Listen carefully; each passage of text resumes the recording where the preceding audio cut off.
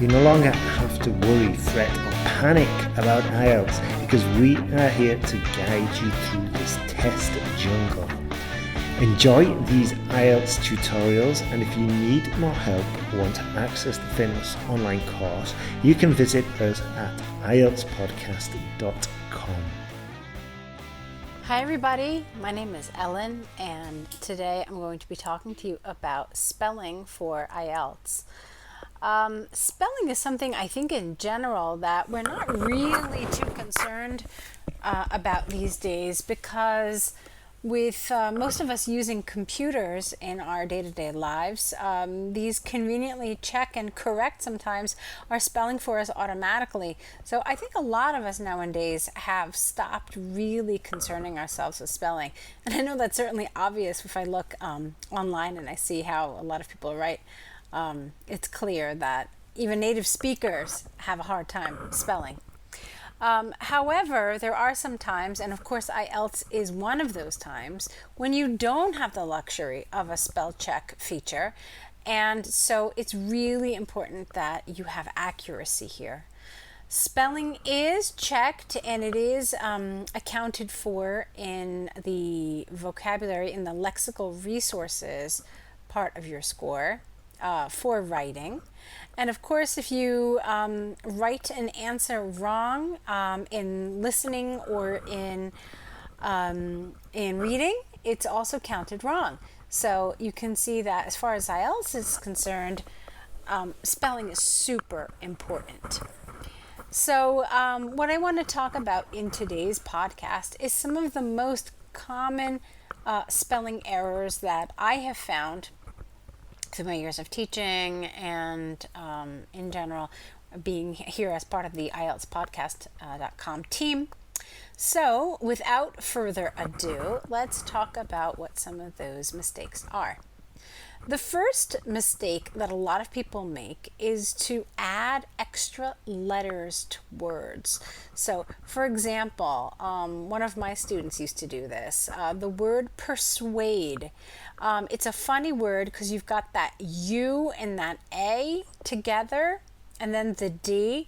So she always had this funny thing where she would add an I after the A. So it was UAIDE. I guess she thought that made the A sound long, but that's a mistake. And of course, I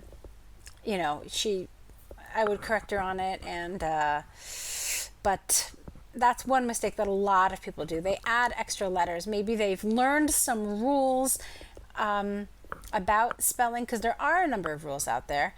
And they just kind of, make stuff up by themselves. Another really common mistake, and this is really common, is doubling letters. For example, some students write opinion with a double P. There are a lot of words in English, of course, that have that double P, but opinion is not one of them. Okay, and this is really, really common. However, equally common is actually removing the double letter, okay, the double consonant primarily. So, for example, if you have a word like disappointment, a lot of people skip that P because there's two P's there in disappointment. Or what they do is they add a double S, so it's DISS, which is of course wrong. So these are some common words where a word like tomorrow, people miss that double R and instead they put a double M, which is wrong. Or necessary. Necessary is a word that honestly even native speakers get wrong. There is a double S, but a lot of times people will put in a double C instead. The same thing happens with the word recommend. There's a double M in recommend, but a lot of people will double the C instead. Embarrass is a word people mess up a lot, as is also unnecessary. A lot of people put that double C there, but it's really supposed to be just one double S. And if you get the word unnecessary, it's a double N and a double S. So it gives people a lot of problems. Now, there are some words that people just leave out letters for some reason. Maybe because a lot of these words have a short vowel sound, and so people just neglect to put the letter in. A word like this is literature. Okay, it's literature, so it's 4 syllables. But a lot of people end up writing this word literature or literature, actually, and skip that A. But it does have that A in there. This is a schwa sound, and so that might be part of the reason why people leave it out. It's not a stressed syllable, and so it's easy to kind of forget that it exists. Another word that I find a lot of people have trouble with, and they often remove an extra consonant in this word, is the word surprise. I have found people spell it wrong in one of 2 ways. They either skip that second R, so it's surprise, or they skip the first R and they make it surprise, which is really common because even native speakers pronounce the word like this sometimes. We don't often say, oh, surprise. Sometimes you'll hear people actually say surprise. So that kind of explains how this spelling mistake happens. But in fact, there are 2 R's in the word, so keep that in mind. Another mistake that a lot of English language learners make is putting the wrong double vowel. You guys probably know that English has tons of double vowel sounds, tons of combinations. So sometimes, I've seen this with some of my students, people will write really kind of basic words wrong, like the word dreams. I've seen people write it with a double E instead of the EA. Okay, so that's something to keep in mind as well with those double vowels. Another really frequent mistake, and I want to say this about this mistake. This, for me, is probably one of the biggest problems that you can possibly have with spelling in IELTS. A lot of times people write the wrong word. So, for example, people write loose, L-O-O-S-E, instead of lose, which is just a 1 O. I've seen some of my students write prospective instead of perspective, or precede, which is P-R-E-C-E-D-E, instead of proceed. Another really common one is affect and effect. One is with an E, the other is with an A. Now, why is this spelling mistake so problematic? Well, the reason is because both spellings create different words. So it's not a mistake where the examiner is like, oh, okay, the person spelled it wrong. This is the word the student meant. No problem. It actually can also lead to incoherence, and that's what you don't want to happen. So you have to be extra specially careful about these kinds of mistakes. Another really common one, even with native speakers, is the word there. Now, there are 3 different spellings for the word there, so you have to be extremely careful with spelling the right one, okay? So, moving on to our next spelling mistake. Sometimes students use the wrong vowel in the word. So, for example, the word tertiary. Okay, often we use the expression tertiary education. I have seen students write it with an I instead of an E. It's supposed to be T-E-R, but some students have written it T-I-R. Maybe they're thinking of the word third, which also has that T-H-I. So that might explain the mistake, but in fact it's wrong and it's T-E-R. Another super common mistake like this is the word definite. Tons of people spell it accidentally. They spell it A-T-E. There is not an A-T-E in the word definite. It's actually I-T-E. But again, it's a spelling mistake that's super common. So be careful about that. One of the difficulties with English is the fact that we have 2 different letters that make the sound "s". So depending on the word, you might see an S or you might see a C. And so you can imagine how many spelling mistakes this leads to. So for example, I have seen students write the word expenses wrong. I see this a lot actually.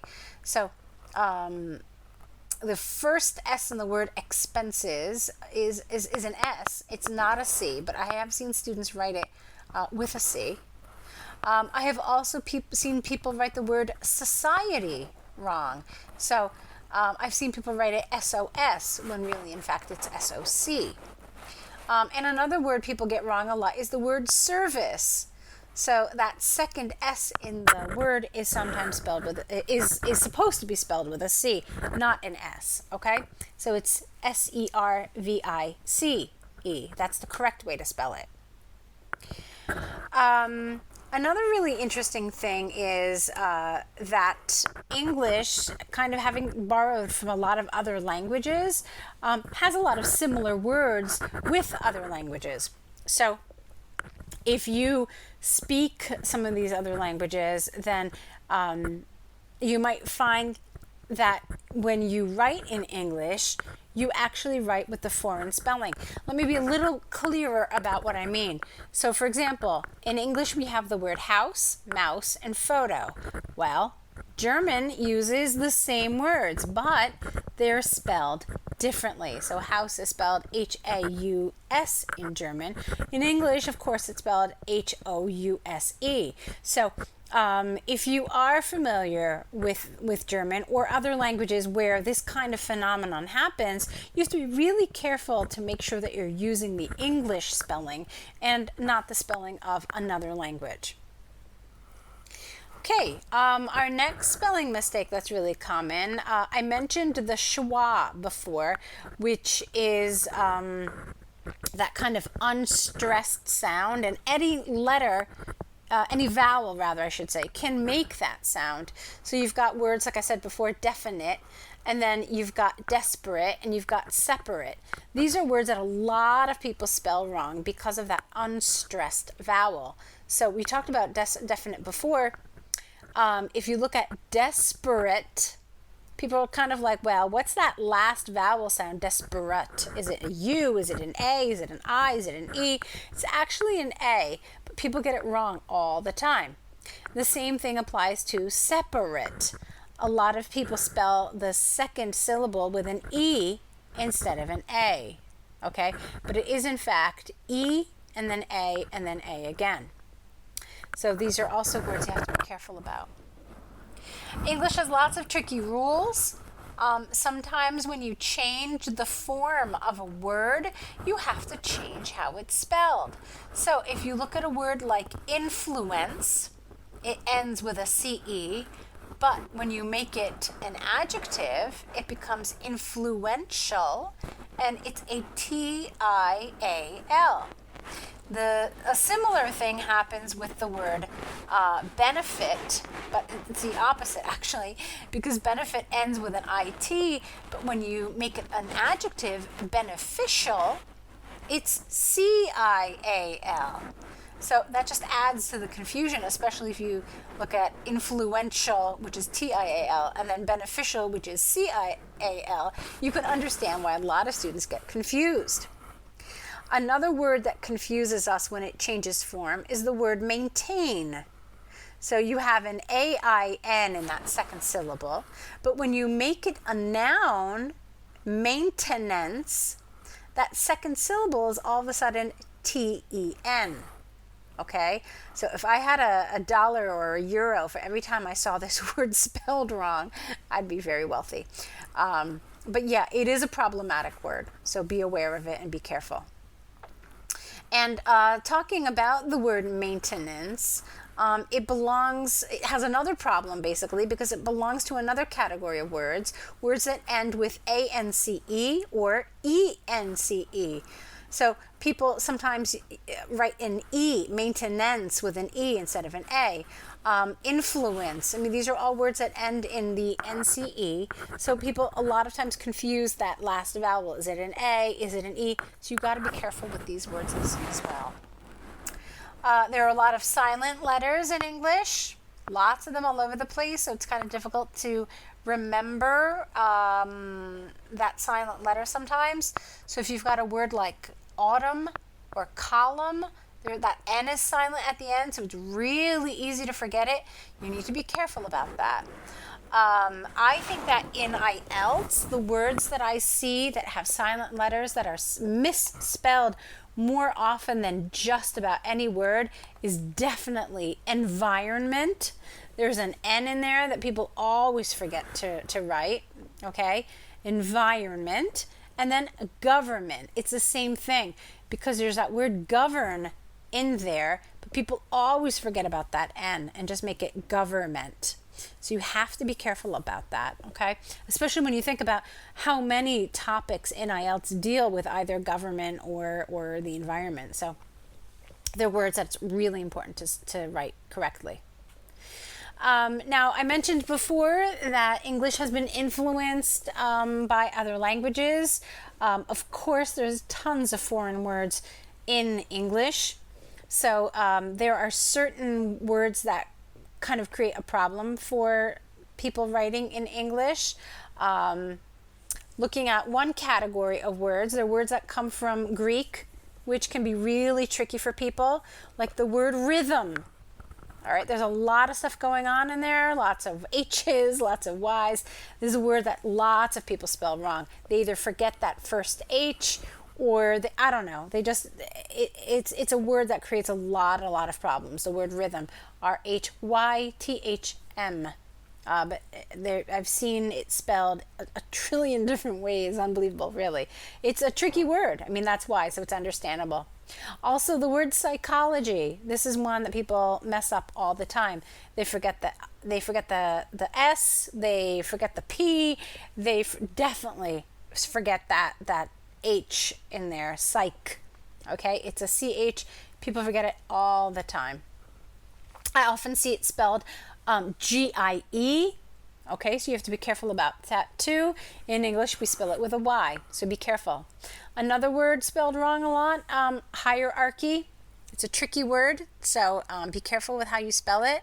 And also the word xenophobia is spelled wrong, partially because the sound is Z in the beginning of the word, but we spell it with an X, and then it's got that PH in there, which makes it a little tricky too. Some people will write it with an F, and that's true for a lot of words that come from Greek. So words like photography, people spell wrong. They spell it with an F as well.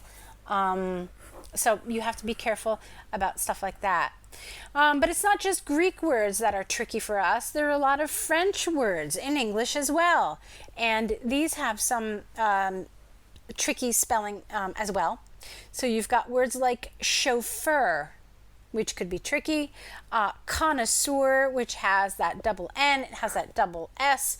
It's got vowels kind of all over the place. O-I, E-U, tricky words. All right, so if you are going to use it, it is a great word if you can use it appropriately and if it fits in something you're writing. So it's a good word to spell correctly. A couple of other words that we see a lot are rendezvous, which has a couple of silent letters in there, so you have to be careful with how you spell it.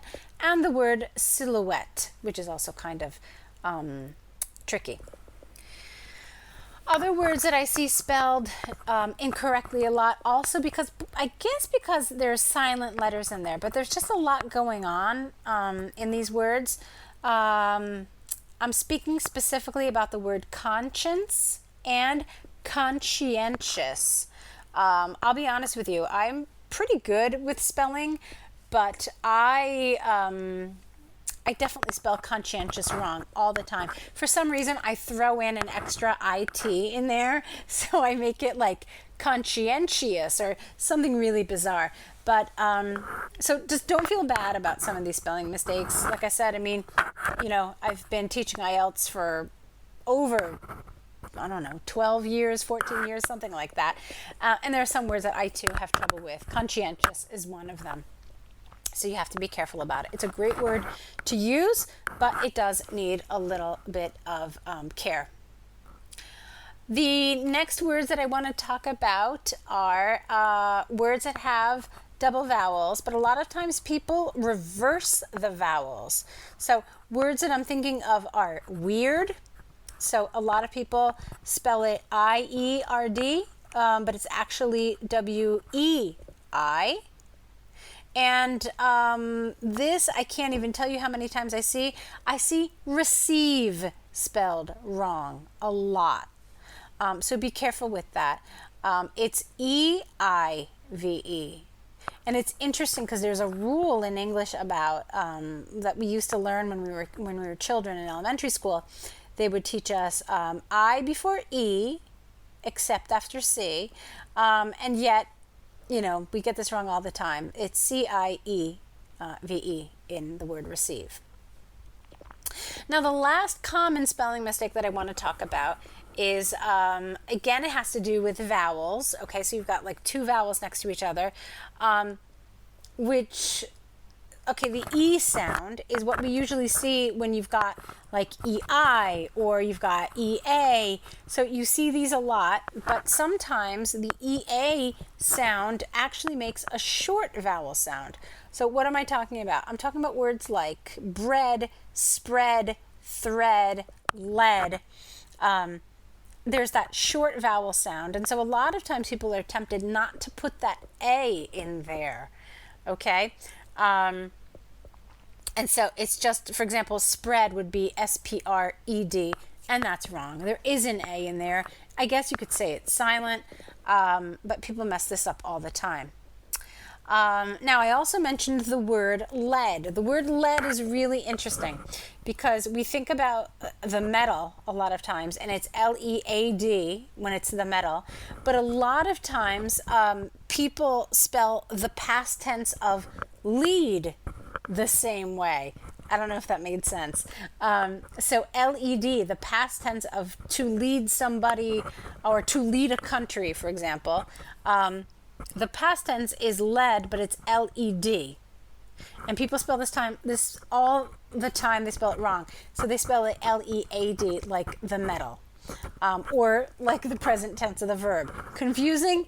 Yes, I know. It just needs a little bit of care.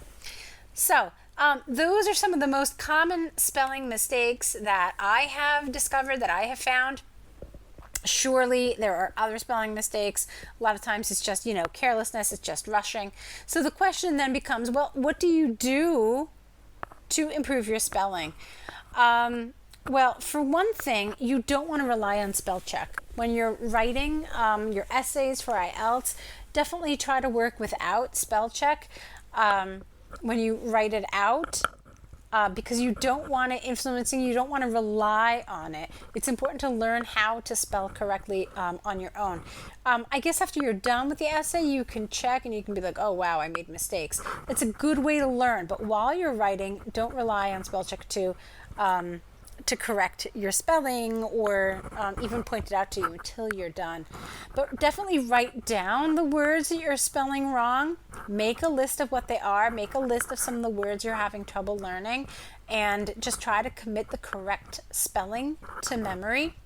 I know that writing down words is something that has helped me, either learning languages or, just even spelling some tricky words. So give it a shot. Write down the words that are giving you some trouble. Also, learn some of the rules. There are some rules about spelling. I know that there are also a lot of exceptions, but learning a few rules regarding spelling in English can really help quite a bit. So I recommend that as well. I also recommend reading a lot, as much as you can in English. Sometimes just seeing the words correctly spelled in reputable sources, of course. Sometimes seeing those words can help you, in a way, photograph it and kind of commit it to your memory. That helps too. If you see it spelled correctly a lot, then it'll help you to spell it correctly. So I hope you found this information helpful. Spelling can be tricky in English. I realize that. But with a little care and a little work, I know you can all achieve great spelling. As we know, it's important for your lexical resources score in writing. And again, as I said before, it can make something be counted wrong in reading and listening. So definitely be careful. I wish you all the best of luck with your IELTS preparation. So until next time, bye-bye.